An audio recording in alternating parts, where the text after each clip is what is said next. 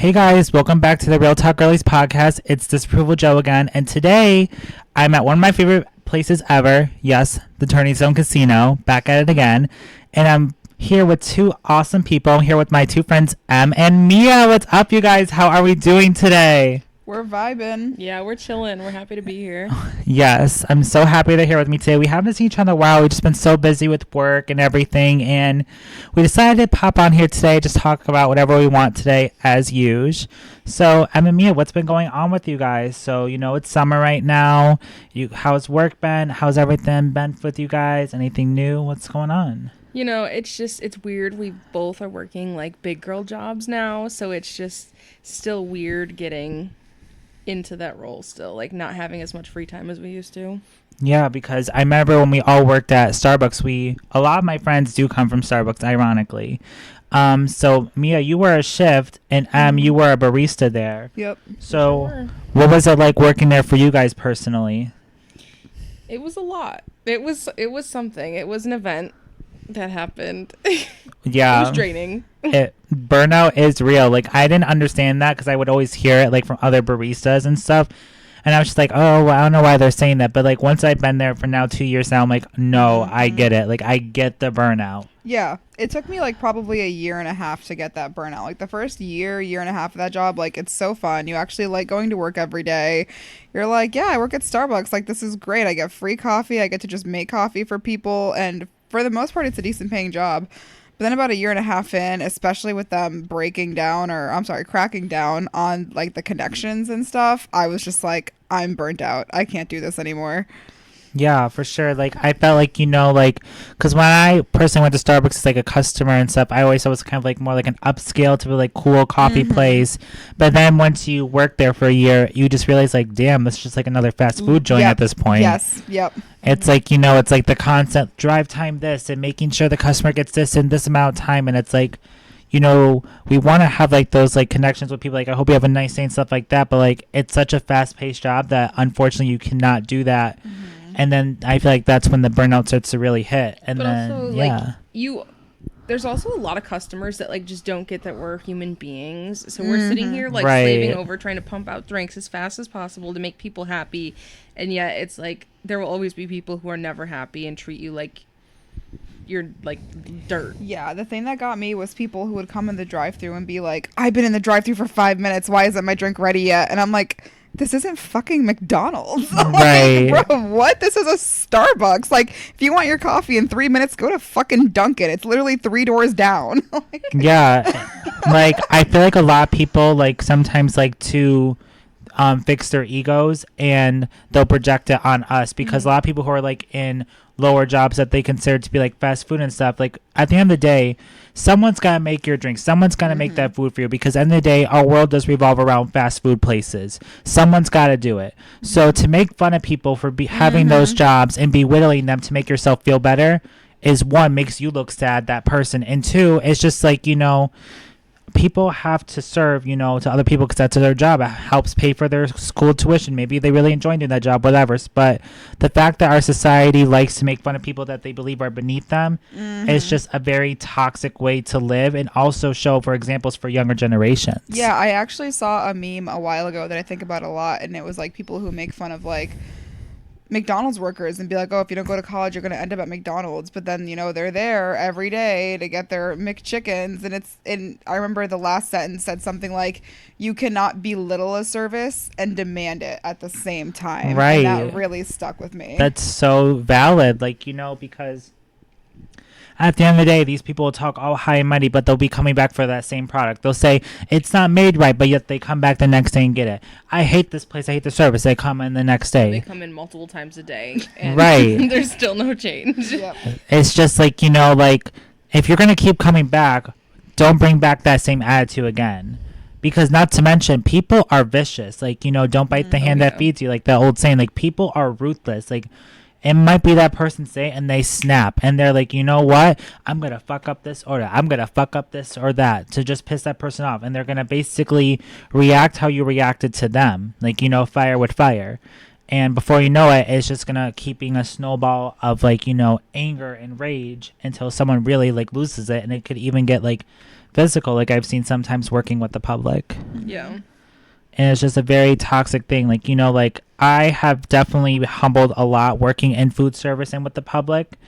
And like every time I go out, I'm always like super nice to people I meet with the public because I know that feeling. Like treat people how you want to be treated type of thing, you know? And I remember when I was raised by my parents growing up, they would always kind of like make fun of people who were like in food service jobs and that and be like, this is why you need to stay in school. And I'm like, I just thought that was such bogus, they would say. And not to mention, like, you know, I've met some of the most smartest people ever, like, working in food service jobs. Like, you know, like, just because you have a job, it doesn't define you in that way. You know, just because you work at Starbucks, McDonald's, Dunkin', whatever, you are so much more than that title and that job.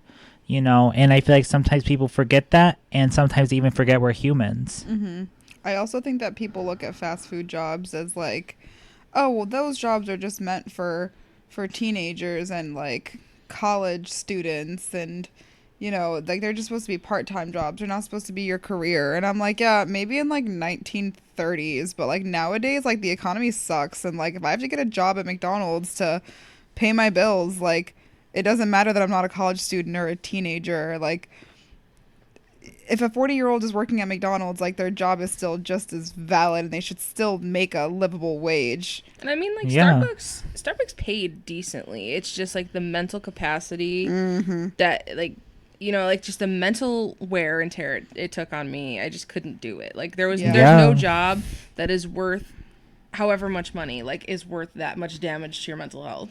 Oh yeah, I think that's like another thing people need to consider is like I'm currently leaving my current job because of how much it takes a toll on me mentally, and like it's the best paying job I've ever had, and it's a sales job. So if I was a top performer, I could literally be making like 8K a month, but I don't care. Like if I don't like the job takes a toll on me mentally. I don't really care if I could potentially make 8K a month. Like mental health is way more important than money, and that's something else people need to realize. Yeah, for sure. And like it's funny that you mentioned that because like on TikTok I'll see like a lot of like polls, and like one of them is like, you know, have a job that you love but it pays jack shit, or you know, have a job that pays awesome but you hate it. And a lot of people chose the one that paid more money, and I found that to be kind of interesting because it's like, you know, like you said, mental health is so important. And like even if you're loaded in that money and you're rolling in it and all that shit, it's like money really doesn't buy happiness at the end of the day. Yeah, you know? I feel like it's a lot different, like them saying it on like a poll rather than them actually like living it, because like, it's easy to be like, yeah, I would love to have $1 million or X amount of money. I'll be happy. I'll deal with the stress and the mental draining. Like it's fine until they're actually there and they literally don't want to show up to work and they literally don't want to do anything. Yeah. You know, it's a lot different. That's when it's literally- actually like happening. Yeah, that's literally how I was. I was like, oh my god, this job is gonna be like such good money for me. Like, yeah, I'm not sure if sales is for me, but I'm still gonna like do it because it's good money. And I haven't even made it a year. I've been like, you know, out of training for about 6 months now, and I was already like, yeah, I can't do this. I cannot do this. Like, yeah, the money's good. Sometimes I get paid and I'm like, do I want to quit this job? But I have to. Like, I can't do it. Yeah, and I feel like a lot of like, you know, things like in this generation right now, a lot of people are dealing with mental illnesses that are affecting like their work ethics and motivation to even go to work, talk to people, and we've seen more death be surrounded because of lack of care of mental health from certain companies or certain friends, family members, whatever. Like a lot of it just all goes back to mental health, and I wish like, you know, people would consider that to be more serious because I feel like sometimes they don't. They don't know. Mm-mm. And that's why I am so excited to be like, you know, working in my field of like social work and becoming a therapist and all that. And like, it just like enlightens me to like, you know that I'm being taught the proper tools to help like maybe this generation and the generation after that, hopefully, you know, because I just like have that hope that mental health will see its day and be fully respected. Yeah.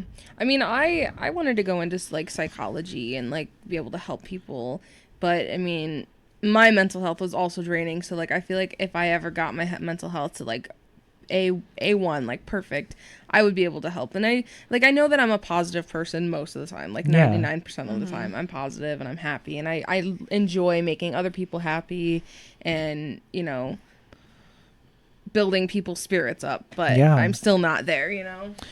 It's like, you know, you can be there for other people, but if you can't be there for yourself, and if you can't take care of yourself, then how can you expect yourself to take care of others? Okay, RuPaul. Well, anyways, How in the hell you gonna love anybody else? Can I get an amen? Is that what that's from? Oh. Oh my god, I love that. No, honestly, like, I wanted to be a therapist for a long time. That's what I was going to school for before I quit Starbucks. But then I don't know. I think I'm too empathetic of a person. I think that if someone else tells me their, like, really tragic childhood story, I'm just gonna start crying before they start crying. Like, no, yeah. Oh my god, last time I watched Titanic, I cried for like 2 hours after the movie ended. Like, this year. Yeah. It was like my 300th all the way home. Yeah, it was like my 300th time watching it, and I was just thinking, like, oh my god, I can't imagine being in that situation. Could you imagine how scared they were? And they were so cold in that water, and I was crying for like 2 hours. So if someone told me, like, to my face, like, yeah, my dad beat me every night as a child, I'd probably just start crying. Like, I don't know. Yeah. I don't think being a therapist was the right career for me either. Especially like in mental health fields, like, you know, as humans, we do get attached to people and things easily sometimes. And like, you know, if you have a similar connection or story with that person, you are going to be more empathetic, like you said, and it may trigger you to be extra emotional towards that person because you just feel what they're saying so deeply. Yeah. Like today I was talking to one of my friends. I haven't talked to them in a while, but I wanted to reach out to them. And they were going through a lot of personal stuff. And a lot of things that they were saying, I personally related to myself. And basically, I just try to help them. And, like, you know, they said a lot of very depressing and scary things. And, like, you know, I could have just been like, you know, like the pity thing of like, oh, I'm so sorry to hear that. Oh, like, better luck next time. Like, you know, because a lot of people use pity to help people because it's easier. But instead, I used my empathy to place myself in that person's shoes to understand like how they are feeling in that moment. And I even like used some of my own personal experience to relate to this person. And they texted me about 5 minutes later and they said, you motivated me today to do my laundry and I haven't done it in a week. And I was like, you know what? That is awesome. And that was all you. It's always good to remind the person that they had that power in them all along. Because I feel like sometimes we depend on a higher power to take care of us. But really, we have the power all along. Sometimes we just need a little, you know, slap on the shoulder to be like, you know, like, hey, you do have this. And I just like hope, like I said, we see more of that in the mental health world and care of our society. Yeah, but I think Gen Z is gonna like really change the world, to be honest. I think Gen Z is a little too young to make too big of a difference in the world right now, but Gen Z like actually takes mental health seriously and they don't take work too seriously, which I think is a good thing. I think the whole oh yeah, being an American is grinding all day, every day so that you can earn that one vacation a year. I think that we're going to get rid of that mentality once like our generation is actually like, you know, in power. Yeah, I feel like nowadays like people don't even want 9 to 5s. Like that's not a thing anymore. Oh, yeah, especially with our generation. I mean, a lot of companies are also like only doing 4-day work weeks because they're like, if you finish all your work by, you know, the afternoon on Thursday, then why the fuck do you have to stay at work an extra why the fuck do you have to stay at work an extra day just to pretend like you're doing work when you're not? Like, your work's already done. Like, to be at work just to be at work is like not something that our generation is really taking a stand for anymore. Yeah, I don't know. And it's like, I feel like a lot of people have such social anxiety that they turn to online jobs because they don't want to deal with like confrontation of being around other people sometimes. And like, don't get me wrong, like, you know, like for some people online jobs is a blessing. I do believe that, but at the same time, I feel like some of them are a way for people to isolate themselves more. And I just feel that's kind of sad. No, yeah. It's like, at least at my like job and where I'm just gonna be like starting, like it's kind of secluded. It's like a little secretive like building, but at the end of the day, like you see the same people every day. You learn, like you grow with them. You like learn about them, you build relationships with them, and even customers. Like, it's not very often that you get like accounts multiple times, but when you do, like, you can still build a relationship with them. So I like them. Yeah, that's like, that's awesome. Being out, you know. There's always a way to build a relationship with somebody, even if you see them for every day or even for a split second. Like, you know, if you make the motive and you find something in common or something to start a conversation with, like, you know, people are going to remember that. And they're going to be like, you know what? I want that girl. I want that guy to help me because I remember I had a good encounter with them and they made me feel I was important. I felt heard by that person, etc. Not the guy yesterday I talked to. He called me a miserable B word because I wouldn't deactivate his account. And then we have people like that. All I did was try to help him, and he didn't want my help. I had a guy yesterday who was just such a trip, like in a good way. He was like, I was like, man, you're already getting a really good deal on this. And he was like, hey, why are you yelling, man? Like, smoke a blunt or something. What? He said that to He you? was opening a smoke shop in his defense. Not him trying to get advertisement. He wants your business. Right. Your internet. I don't remember where he A lives. 2-for-1. Oh my God, that's crazy. But I wasn't yelling. I was just saying, like, I can't get you a better deal. You already got the best one we got, man. now, something that's really cool about Em and Mia is that even though we had our ups and downs at Starbucks, we all found each other and a lot of awesome friends, such as like Veronica, who was on here last time. But something special about Em and Mia is that they ended up dating right after they started working with each other. So, like, tell me how, like, that happened, because I remember, Mia, you told me when we were actually at the Turning Stone, and I almost dropped my chicken riggies on the floor. Like, I was just so shook. So, like, what happened? Yeah, like, what made love. you that? You're gay. We're gonna get married. Um, I don't know. It's just like, it literally just happened. Yeah. We were watching The Office, and it just, like, we clicked, and that was it. Well, we had a crush on each other. We had crushes on each other for a long time before anything actually happened. Like, the first time we hooked up was in February, but I started crushing on her in, like, November-ish. Yeah. And for you, it was, like, December-ish. Yeah, and I mean, I was in, like, a toxic relationship, and, like, I know it's really messed up, but, like, I didn't cheat. I didn't do anything. I just, like, mentally checked out of my relationship. I couldn't get the courage to leave. I was being, like, mentally abused, you know, like, if she hears this, she knows what she did, so it doesn't matter. I'm not gonna name her, you know, and it's just, like, I was mentally checked out. So I was hanging out with my friends, and me and Em were, like, really good friends, other than Vern, my bestie. Love her. Me and Em were also, like, really close, so we just started hanging out a lot, and especially, like, there was a lot going on. My dog died, and I was, like, really stressed out. And then I ended up just, like, sticking the knife in and just leaving. And then it would I was single. I mean, it just happened, you know? But I don't regret it. She is literally amazing. She's the best person ever. You're gay. Yeah. That's Anyway. not new news. As you can see, they are very much in love. The scandalous part of the story was that she had been single for about 28 hours before I kissed her for the first time. I was like, all right, she's single now. It's my time to shine. We're watching The Office, and I just, like, looked at her and I just kissed her, and she didn't stop me. So, you know, but the real tea is that I was also sleeping with someone else at the time. No, the real tea that I was your manager. There was a lot of, it was very scandalous at the time. Yeah, because you were a shift Mia while Em was working for you, right? She's a little baby barista. Yeah. We rarely worked together, though. So she it was didn't really, like, you know, I was more or less a closer for the most part. And she worked at the ass crack of dawn every single day. So I barely even saw her at work. Yeah, and I like to make jokes that, like, she was my boss, because technically she was a position above me.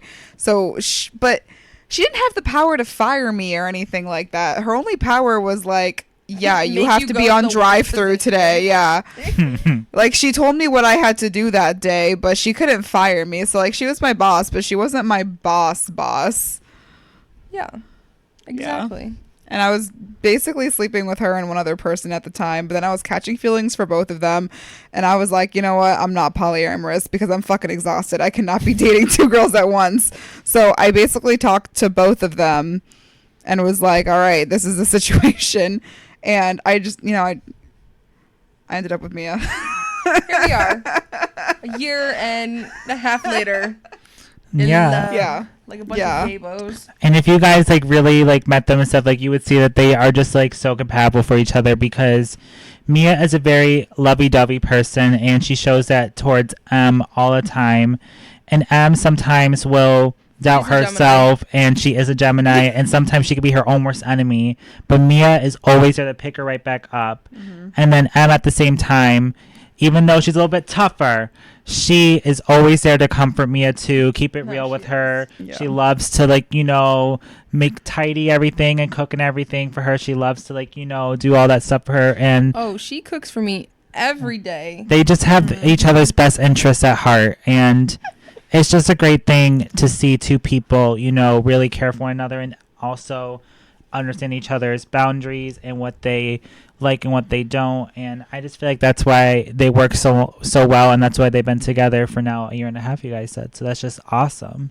Yeah. So a question I wanted to ask you guys is, personally for someone like me who had a really hard time accepting himself and stuff, what would you say to anybody that's listening today that is having a hard time getting out of the closet and wanting to be a part of the LGBTQ community? What would you say to people who are struggling with that? Honestly, as far as people who are trying to get out of the closet, if people are worried about their family, disowning them, family isn't necessarily blood. Family will be anybody who you make it, who you make your family. So just do it. Just be yourself. Just have confidence. Just full send it. You will always find someone who will accept you. It may take a while if you're surrounded by a lot of negative people who don't see that way, but there are people out there that will accept you regardless. So just do it. I also think that sometimes your thoughts are worse than reality. My dad literally, I was growing up with him telling me that if I ever brought a girl home, that he was going to disown me. If I ever dated a girl, he would disown me, this, that, and the third. But then I came out to him and he was like, I don't give a fuck. You're still my daughter. After all those years of talking a big fucking game, at the end of the day, he didn't care because I was still his daughter. I think it is, especially if you're a minor, important to kind of think about your living situation before you come out to your parents. If you're in a situation where you really, really think you could get kicked out and you have nowhere else to go, it's hard to have to hide yourself, but sometimes that is the best thing to do until you're in a safe space. But I think that in a lot of cases you imagine worse than what's actually going to happen, because I thought both my parents would fucking disown me once I started dating a girl, and they ended up both being like, we don't give a fuck, you're still our daughter. Yeah, I don't know. When I first came out, I really thought my mom would accept me off the bat, and I thought my dad would be tweaking out, but it was kind of the opposite. My mom had a very hard time grasping it, I guess. And my dad was like, yeah, I knew. He did not know. He's such a liar. But, my mom, she was upset for a while. But, here she is supporting me and my girlfriend. She literally loves M. She loves me. She loves us. She buys us, gay decorations and, She went to Pride with us. She went to New York City Pride with us. Come on. That's just, it may take time, too. Somebody who doesn't fully accept you at the... I'm not saying this is everybody. My mom is a very Republican lady.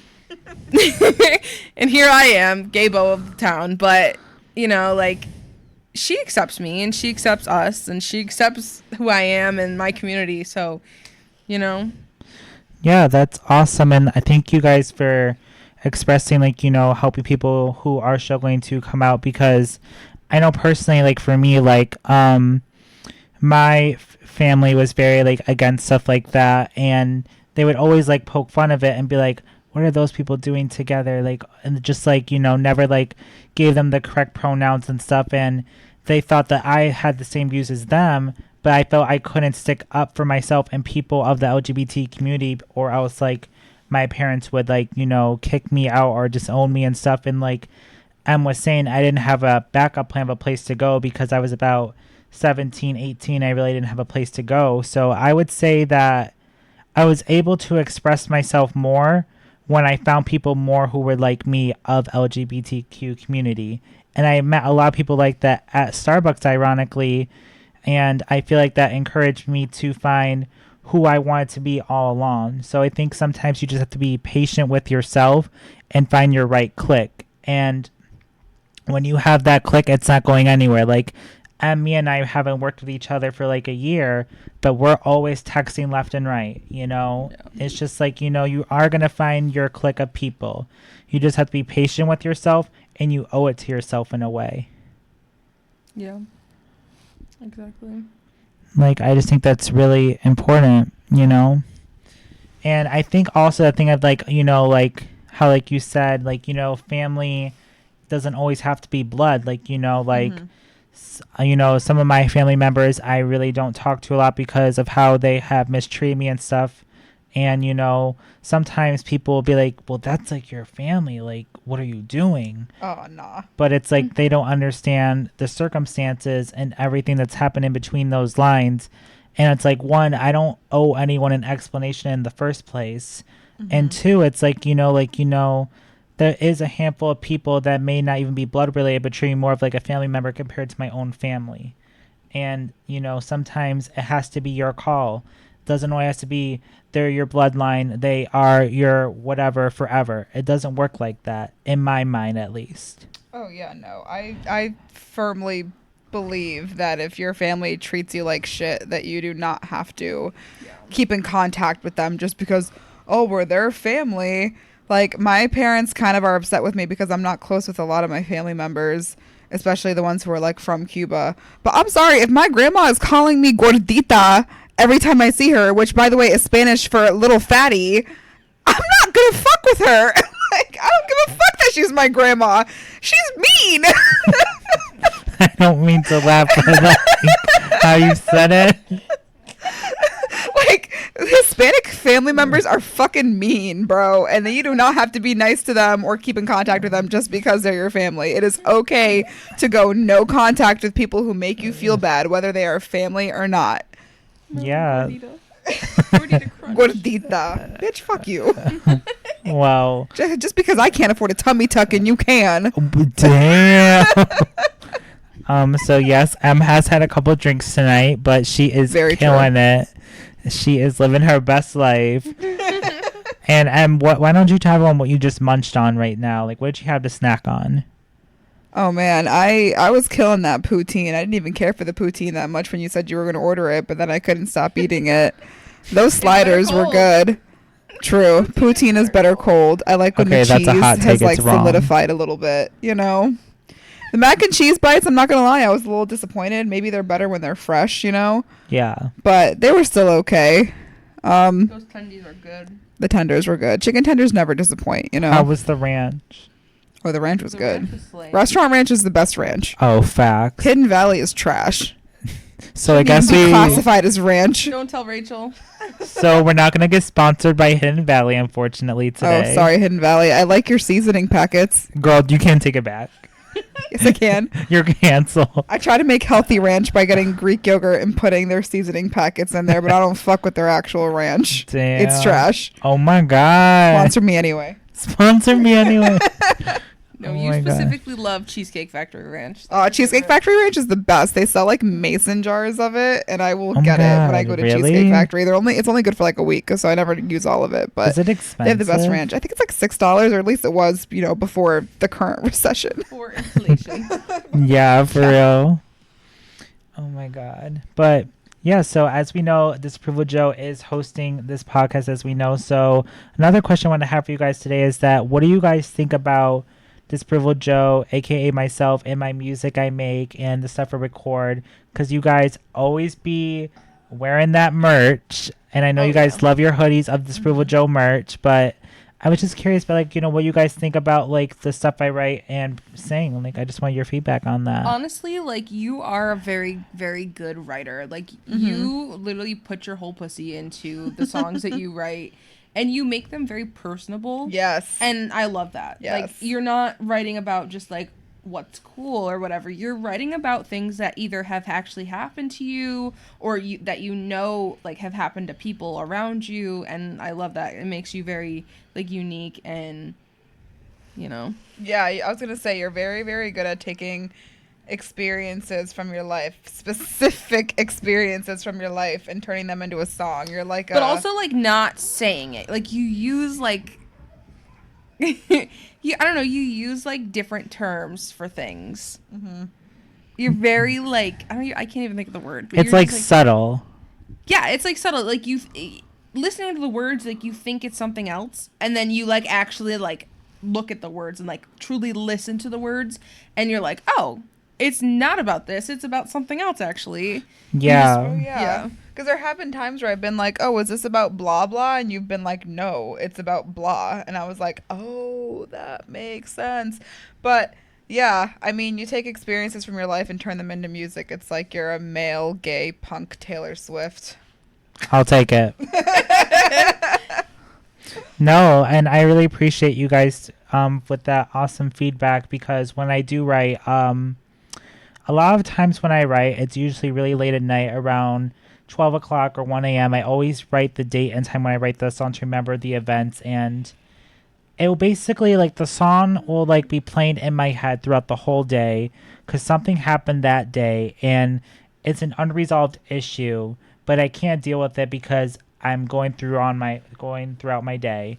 So I'll kind of be in a dark place, which is, like, not the most best thing for my mental health, but once I'm alone, have my earbuds in, listening to some music to inspire me, that is my time to heal and make something into art, which is my lyrics, and then be able to record one day when I find the time and the courage to open up that next part of myself. Mm-hmm. Because writing it is one thing, but then sharing it to like my manager Steve and then recording it is like a whole different level of like trust and opening up with myself to another person about it. Because when you make music, you have to trust your team. And it's not just about if it sounds good and stuff. Like, my thing is, like, I want them to feel this story and meaning of the song with me. And that's a lot to ask of a person. But Steve has always been that person to be like, yeah, let's do it. And just optimistic and amazing. And that's why I feel like all my songs I have been able to record have been exactly what I wanted. And I'm just so glad that you guys and other people listen to the music I make, appreciate those messages, and know that they are coming from a person such as myself, and they're all real. Like, none of it is bullshit. Yeah. Mm-hmm. I'm working on some new music now, and one of my most popular songs is Anorexia, which talks about dealing with an eating disorder, which I have been dealing with for ever since my teen years. So I kind of wanted to make a new album about that, kind of like branching off more about eating disorders and people's relationship with food, people, society in general. And I've been working on that recently, and it's just been very healing for me to keep branching off more about that feeling and stuff I'm going through. And I notice a lot of my fans relate to that song, so I kind of want to give them something that they really relate to, and then also heal myself in the process with it. So I hope you guys look forward to hearing some stuff like that. And I just love creating things that heal people and myself. Yeah, I mean, I'm not like an artist by any means or like a creator. However, like I feel like you know, expressing the way you feel and putting it out there for other people to like, feel, or like who feel the same way, like to relate to you, is just very helpful for people and like soothing for people who are going through the same thing and like don't know how to make it through, Yeah, and it goes back to like that empathy thing we were talking about earlier. It's like, how Em was saying how she felt she couldn't be like, a therapist because she had so much empathy. And I feel like, I have so much empathy that just pours out into songs for people to latch onto, you know? I feel like it's just so easy for you. Like, you're just so creative, and it's just very easy for you to turn your feelings into words that like make sense. Like for me, I like can't even write a sentence and have it have it be English. Like, Yeah, no. you know, it's just very easy for you. It just comes naturally. Yeah, and something really funny, when Em and Mia were at Starbucks, I was getting really attached to a lot of people that I was working with, and I decided to write a whole album of each song dedicated to one of the baristas there. And it was such a fun little thing I did, and everybody was like, me next, and like, Cowabunga, I'm gay, bitch. yes, that was one of the lyrics in M's song. So M's song was called Peanut Butter and Jelly, and it was kind of, so I did like an irony thing with it. So as we know, Em and Mia are together, and so peanuts have, like, you know, like a dick, like, you know, penis says hello.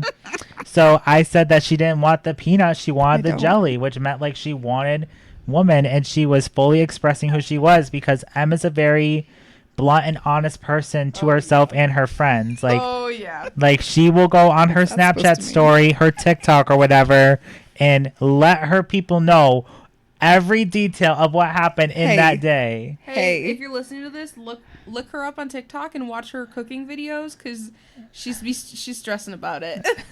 Yes, please support our cooking queen. My private Snapchat story is just between me and my 15 closest friends. The fuck you mean? But your TikTok is for everybody. She's got like so many followers, and she's just an awesome creator. So Em, would you like to plug in your TikTok for everybody? My TikTok is at EmilyM143, and I promise I'm not as famous as my friends like to pretend I So am. we're lying now. I only have 34,000 followers. Bitch, please. That's not a lot in the grand scheme of things. That's when higher you than I compare can me count. to Charlie D'Amelio, I am a peasant. Okay, well, we're not going to compare you to her. And I have like 7 followers. So Girl. I'm Made- even more present. You've made like 4 videos and 3 of them are about me, so that's valid. Gay, duh. True. And then Mia's song was called Crocs. Oh yeah. Because these girls love their Crocs, but Mia especially. And basically, her song was just about, like, you know, I'm going to kick you with my Crocs. If you're in my way, I'm going to kick you with the Croc. And, Because, you know, at the time, Starbucks, Mia did not play. no, she did not. I was the bug catcher. I was the people kicker outer. I was just, yeah. So, yeah, like, I feel like, you She's a know, Capricorn. creating music has also helped me to relate more to my friends. And I love it when I'm able to write a song about a friend, or if a friend inspired me, because I feel like then we went on this journey together in a way. And I know sometimes I'll go up to somebody and be like, hey, like, you remember when we had that talk about a week ago? They'll be like, yeah, kind of. I'm like, well, I made a whole song about it. And they'll be like, how did you do that? I'm like, you just inspire me. Like, sometimes that's why I feel like listening to people is just so important, because they could say something that could change your life, make you have a different perspective on yourself, others, and it's just helped me create so much more awesome songs that connect with more people and even my inner self, you know? And you guys have inspired me a lot, especially, like, you know, from someone being so scared to be openly gay and liking guys and all that. Like, you know, I would never be able to say that out loud until I met, like, you guys and other people at our Starbucks store. So I'm just so grateful I met you guys as friends and helped me be okay with who I am and actually love who I am. Aww. Like, I am wearing a pink Gossip Girl XOXO sweater, and I am so happy in it. So wait, are you saying that you weren't technically out when we met? No one in my family knows except for Kathleen and Joe, my grandparents. Everybody the closet else was glass, sweetie. Everybody just thinks, basically, like, I'll just like tell them, because like it was glass with a lot of us. they'll like tell me, like, my parents will kind of be like, why don't you get with a pretty girl or something? And I'll just be like, it's just not the right time with school or this and that. But like sounds like me talking to my grandma. yeah, like, I just like marry a rich doctor man. I'm not close with my parents, and not to mention I don't really have a good relationship with them either. So diving into a conversation like that, I would never do. And so I just don't want to, like, like how Em said, like, if your family doesn't like you for who you are, then why bother? And I feel like that'd be another thing to add to the pot for them to poke fun at me with or something. And I just don't want to deal with them. And I'm in a good place in my life with good people and with myself. And it just feels good to say that, like, truthfully. But yeah, for sure. I just feel like, like once you find that clique of people to help embrace who you are, it changes everything. And then you gain that independence, and then you can just, like, go on with yourself.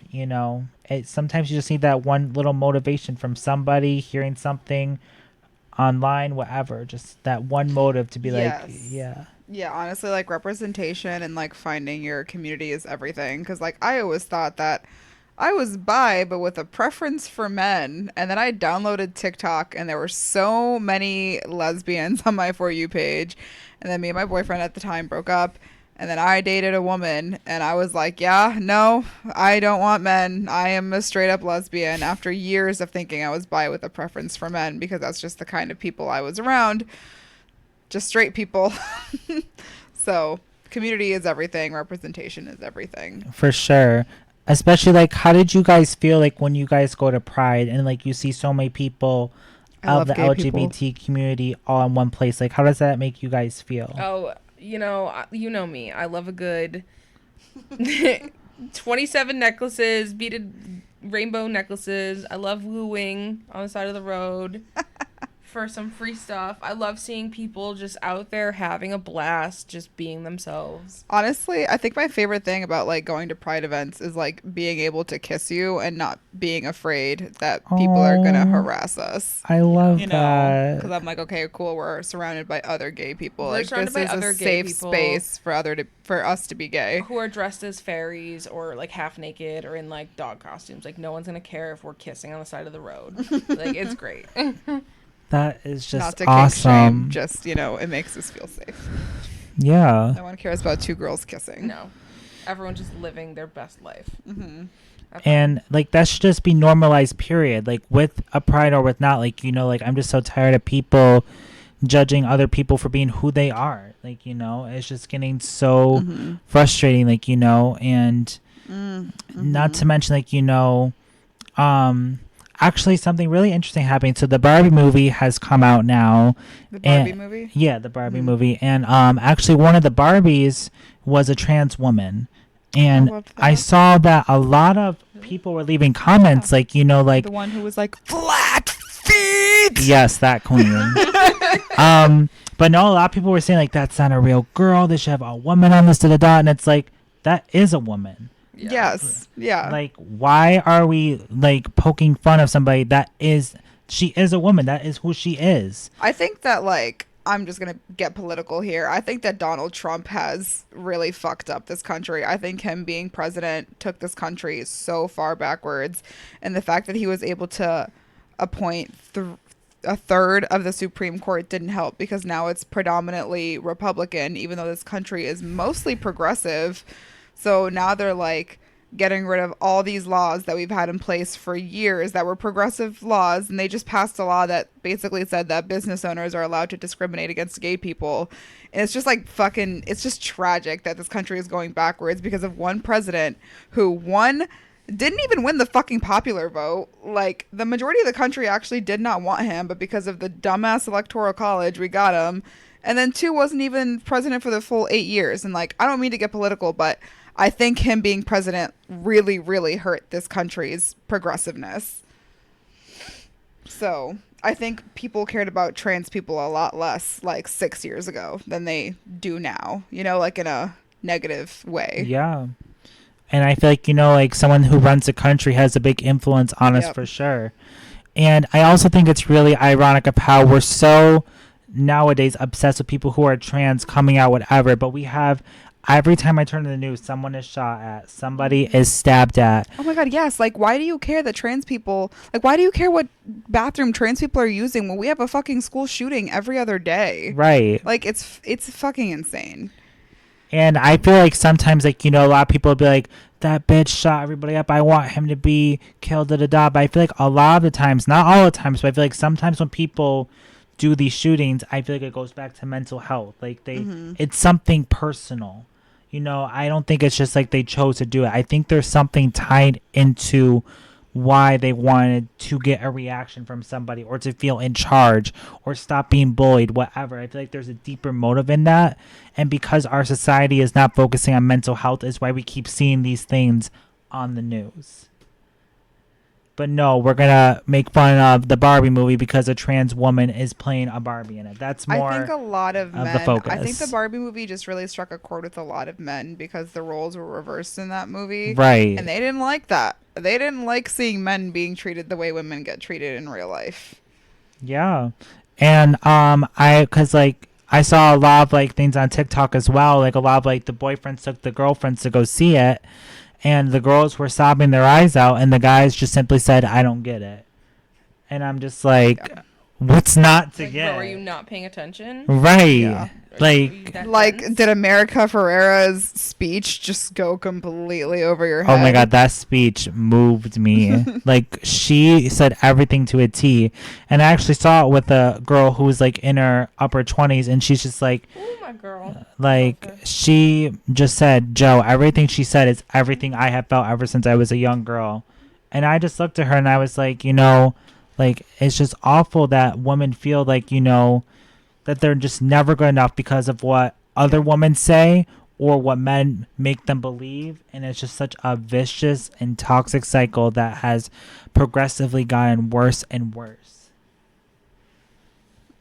And that's why, like, you know, whenever I see someone talk down about themselves, man or woman, I always try to hype them up. Like, I'm like the biggest hype man with my friends. Like, I just like, because my thing is like, you know, if I'm someone's friend, I see the best in them always.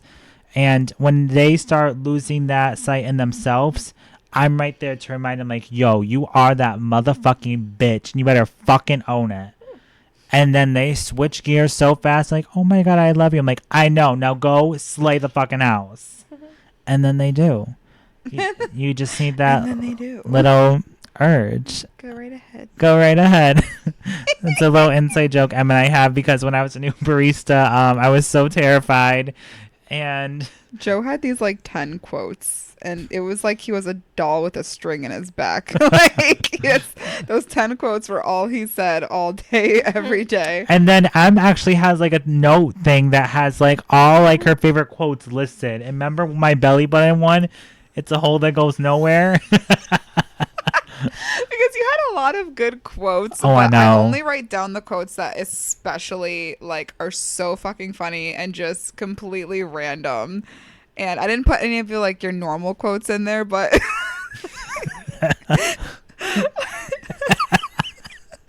you just don't expect someone to say that their biggest fear is like belly button. Girl, don't blame me and then right when now. you I'll totally ask throw why, up. they say because it's a hole that goes nowhere. So disgusting to my soul. If I see a belly button, I will literally throw up. I'm not even kidding you. So of course I sent him belly button TikToks all the time. It's so terrifying. Oh my god, I'm literally holding my stomach, guys, right now. Oh my god. Oh yeah, Mia hates eyes. Okay, you know what? I have a fear of wasps, and I came face to face with one today Oh at my the god, she gym. was so extra about it. You guys, so extra. She did a lap around 2 vehicles to get in the car. She was like, "What the fuck? What the fuck? Why didn't you shut the door?" Like that was literally her reaction. Fucking So that was hate the second wasps. time. So Any there bug, was twice. like any bug that can bite or sting you, I just have like a huge fear of. Like flies, they're annoying, but I'm not scared of them. But a wasp, a scorpion, a bee. I'm not really scared of bees. I won't kill them, but I'm still a little bit scared of them. I will kill a wasp. Them motherfuckers can all go to hell. I'm surprised So- we haven't done the gasoline hack yet. Oh my god. Because we haven't really had any nests around. But You if don't we work at had Starbucks one, anymore. I was gonna say, I was like, have you seen the gasoline trend? Oh yes, when they get the cup and then they, yes, Okay. yes. Yes. So basically, people get cups of gasoline, put them up to wasps' nests, and Yes. all of them will die. And I told Mia, I was like, y'all are fucking lucky. that I did not know about this hack when I worked at Starbucks, because I'd be gassing that whole coffee shop up. Oh my god. You'd walk in with like a gallon thing of gas. I would have put gasoline like in a paint sprayer and just like You would. this whole bitch. I probably set it on fire too. Fucking So, you said that you have like a little like notebook of like some of your favorite quotes that people said. So, to finish up this podcast today, what is a quote today that you say yourself that you heard from others that you would like to tell everyone listening today? Be something inspirational, silly, just something that you would like to share, a quote or something that you guys find to be really interesting. Your favorite quote of your notes. You don't have to name whoever said it.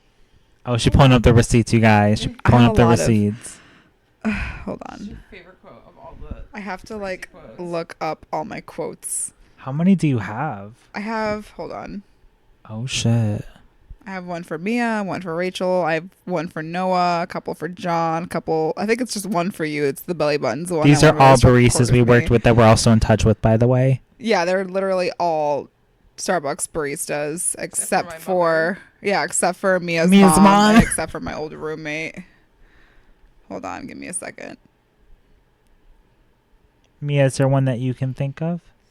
I don't know. I just think of the other day. Em has been quoting this one recently, multiple times. The other day we were in like the pet store and I saw like a picture.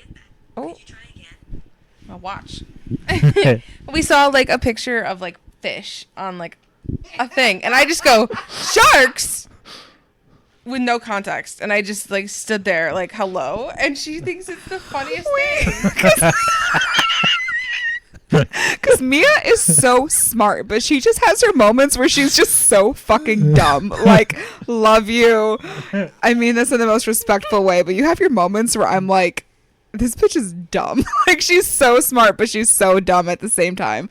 And we were at PetSmart, and there were a bunch of little like pet accessories, and they had silhouettes of animals, and there was one of a fish, one of like a lizard, and then one of a hamster or something.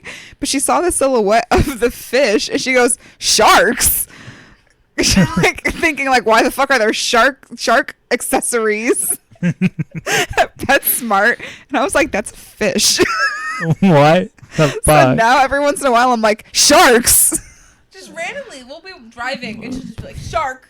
So that's a new one you guys can say. It's just sharks. Like, you know, I think that's a great. I think because we talked about the stress of working at Starbucks, I have to do this quote. And this quote is from Andy, who we all worked with at Starbucks for a while. Everyone said that they were my twin because they thought that we looked alike. I mean, we're both thick and have brown eyes and short, dark hair. I think that's really our only similarities. But people thought we looked alike, but we're also both Geminis.